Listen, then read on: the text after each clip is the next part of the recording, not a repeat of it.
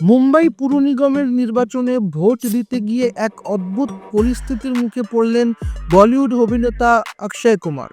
Vote দিয়ে ফেরার সময় হঠাৎ এক যুবতী তার পা জড়িয়ে ধরে কান্নাকাটি শুরু করেন। সেই যুবতীর দাবি তার বাবা ঋণে ডুবে গেছে এবং তারা চরম আর্থিক সংকটে দিন কাটাচ্ছেন।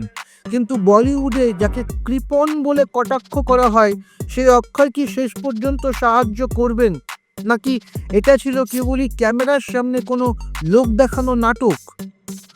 অক্ষয় কুমার অবশ্য মেয়েটিকে ফিরিয়ে দেননি। তিনি তার সহযোগীকে নির্দেশ দিয়েছেন মেয়েটির ফোন নাম্বার নিয়ে রাখতে। সাধারণত নিজের পারিশ্রমিক বা ব্যক্তিগত হিসেবের ব্যাপারে অক্ষয় খুব কড়া হলেও এই অসহায় মেয়েটির আবেদনে তিনি হয়তো সাড়া দিতে পারেন। এখন দেখার বিষয়, সত্যি সত্যি কি অক্ষয় সেই ঋণের বোঝা থেকে পরিবারটিকে বাঁচায়, নাকি তিনি কিছুই করবেন না? আপনাদের কি মনে হয়, তারকাদের কাছে এভাবে সরাসরি সাহায্য চাওয়া কি ঠিক?